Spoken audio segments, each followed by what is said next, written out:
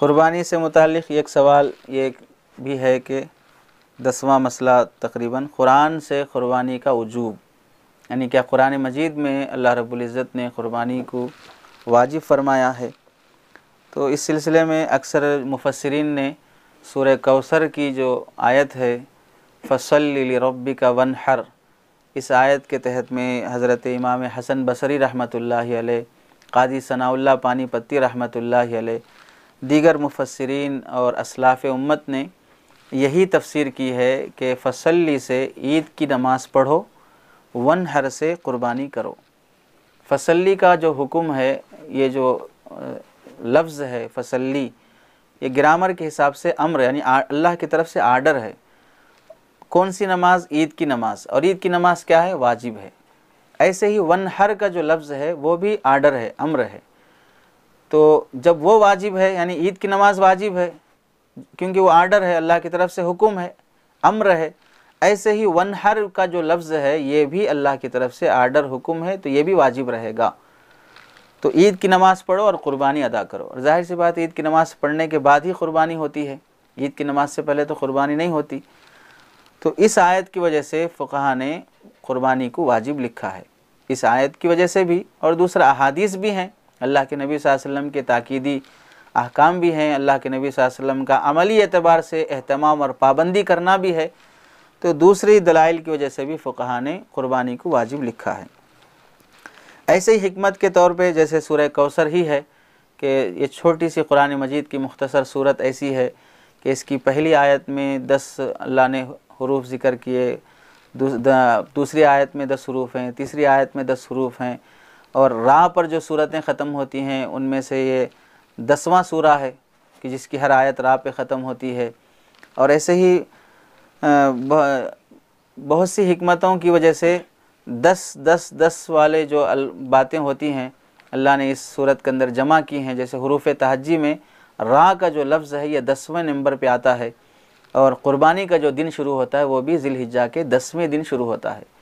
तो इस पूरी सूरत का ताल्लुक़ भी अल्लाह ने बड़ी हिकमत और बड़ी फसाहत के साथ ज़िलहिज्जा की 10 तारीख़ से जोड़ा है। तो इसलिए कुरान मजीद से भी क़ुरबानी का वजूब साबित है। एक सवाल क़ुरबानी से मुताल्लिक़ यह है कि क़ुरबानी का वक्त क्या है? शहर वालों के लिए क़ुरबानी का वक्त अलग है, देहात वालों के लिए क़ुरबानी का वक्त अलग है। शहर वालों के लिए क़ुरबानी का वक्त यह है कि 2 शर्तें शहर वालों के लिए हैं। एक तो है कि 10 ज़िलहिज्जा की सुबह सादिक़ होना, एक चीज़। दूसरी चीज़ यह है कि ईद की नमाज भी अदा कर लिया जाना। ये 2 शर्तें हैं। तो 10 ज़िलहिज्जा की सुबह सादिक़ तो हो गई, लेकिन ईद की नमाज ईद इशराक़ के बाद होती है। तो 10 ज़िलहिज्जा भी होना और इशराक़ का वक्त, यानी जिस वक्त ईद की नमाज का वक्त शुरू होता है उस वक्त ईद की नमाज पढ़ लिया भी जाना।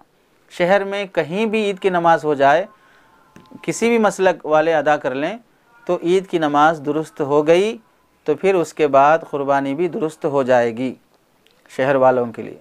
तो 10 ज़िलहिज्जा की सुबह सादिक़ से और ईद की नमाज़ अदा कर लेने के बाद से वक्त शुरू होता है, और 12 ज़िलहिज्जा की गुरूब आफ्ताब तक वक्त बाकी रहता है।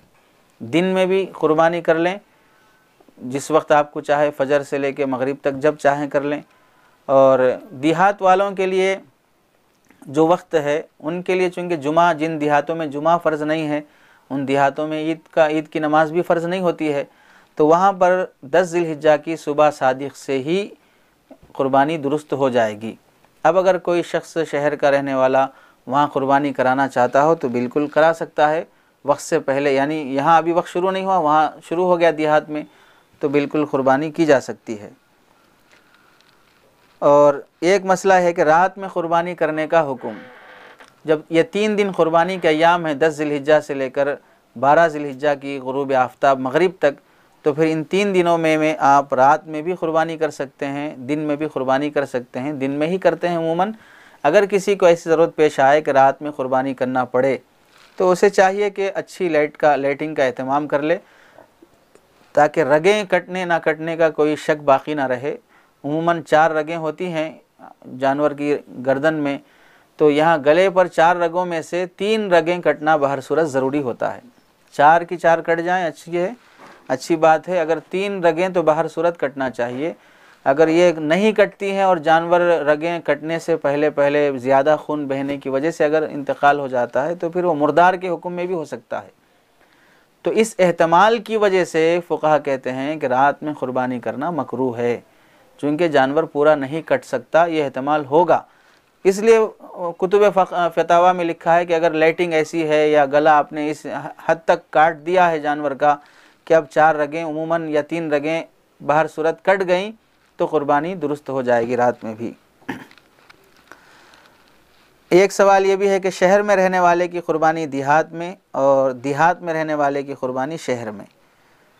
तो जब दोनों की क़ुरबानी का वक्त मालूम हो गया कि शहर में रहने वाले की क़ुरबानी के लिए 2 शर्तें हैं कि एक तो 10 ज़िलहिज्जा होना, दूसरा आदमी ईद उल अज़हा की नमाज़ भी अदा कर ले, कहीं ना कहीं नमाज हो जाए।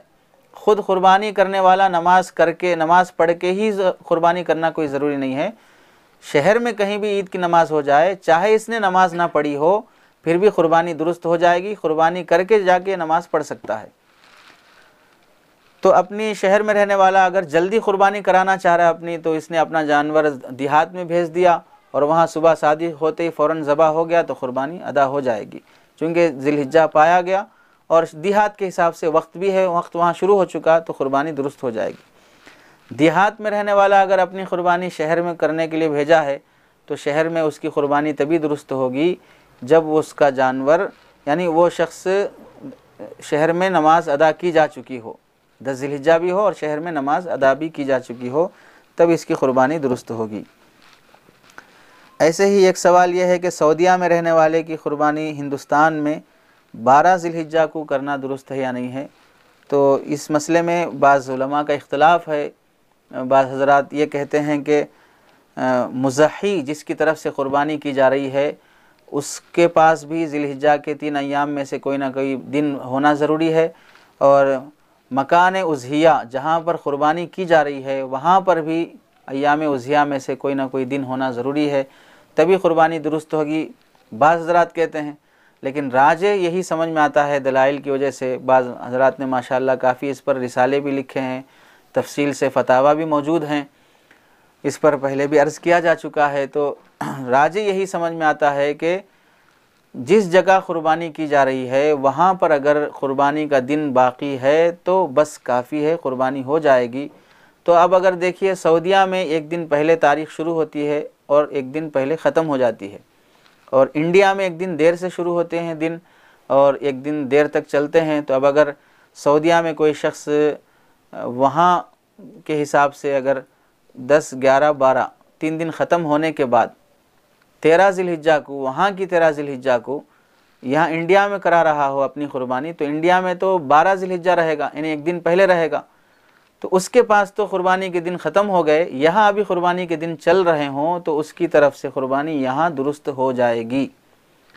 वहाँ भी क़ुरबानी के दिन होना, यहाँ भी क़ुरबानी के दिन होना ज़रूरी नहीं है, चूँकि क़ुरबानी के दिनों में अल्लाह ने क़ुरबानी ही वाजिब की है, और जब ये अय्याम आएंगे तो क़ुरबानी वाजिब होगी। अय्याम गुज़र जाएंगे तो भी क़ुरबानी वाजिब ही रहेगी, ज़िम्मे से साक़ित नहीं होगी। जब क़ुरबानी के दिन गुज़र गए लेकिन क़ुरबानी ज़िम्मे में वाजिब रही बाकी, तो अब इसकी ज़िम्मेदारी क्या है कि दुनिया में जहाँ भी क़ुरबानी हो सकती हो उसे अदा कर देना चाहिए। और चूँकि क़ुरबानी माली इबादत है, जब ये माली इबादत है तो इसमें नियाबत चल सकती है, दूसरे को अपना वकील और नाइब बनाकर जहाँ इसकी तरफ से क़ुरबानी हो सकती हो करा देना चाहिए। इस वास्ते सऊदीया वाला बंदा अपनी तरफ से क़ुरबानी इंडिया में यहाँ की 12 ज़िलहिज्जा की तारीख़ को करवा सकता है, एक मसला। दूसरा मसला ये भी इससे जुड़ा हुआ है कि अपनी क़ुरबानी कोई शख्स यानी इंडिया का कोई बंदा अपनी क़ुरबानी सऊदीया में कराना चाह रहा हो, तो इसका मसला ये है कि चूँकि इंडिया में एक दिन देर से दिन शुरू होता है और वहाँ पर एक दिन पहले शुरू हो जाता है, तो यहाँ अभी दिन आया ही नहीं क़ुरबानी का और ये शख्स अपनी क़ुरबानी वहाँ कराना चाह रहा हो तो पहले दिन क़ुरबानी दुरुस्त नहीं होगी। इस वास्ते कि क़ुरबानी वाजिब होने के लिए जैसे साहिब निसाब होना वगैरह शर्त है, तो इसी तरह इस शख्स पर अभी वक्त नहीं आया क़ुरबानी का, वक्त आने से पहले ही ये शख्स अपनी क़ुरबानी वहाँ करा रहा हो, तो फिर चूँकि इस पर से वक्त गुज़रा ही नहीं है, आया ही नहीं है इस पर वक्त क़ुरबानी का, तो 12 अपनी यहाँ वक्त शुरू नहीं हुआ और सऊदीया में शुरू हो गया तो अपनी तरफ से यह कुर्बानी वहाँ अगर करा रहा हो तो दुरुस्त नहीं होगी। इस वास्ते भाई हो सकता है कि ये शख्स अपनी तरफ से वहाँ कुर्बानी करा देने के लिए बोल दिया, लेकिन अभी यहाँ 10 ज़िलहिज्जा आने से पहले पहले इंतकाल हो गया, तो इस पर तो वाजिब ही नहीं थी ना वो चीज़, वो तो 10 ज़िलहिज्जा आने पर वाजिब होगी। कुर्बानी वाजिब होने का जो सबब फुक़हा ने लिखा है वक्त का होना है, वह सबब अभी आया ही नहीं है इस पर। तो इंडिया का कोई बंदा अपनी तरफ से कुर्बानी सऊदीया की पहली ज़िलहिज्जा को अगर कराना चाहता हो तो कुर्बानी दुरुस्त नहीं होगी। हाँ, उसके बाद के अय्याम में दुरुस्त हो सकती है, चूँकि दिन आ चुका होता है। तो ये चंद ज़रूरी मसाइल थे कुर्बानी से मुताल्लिक़।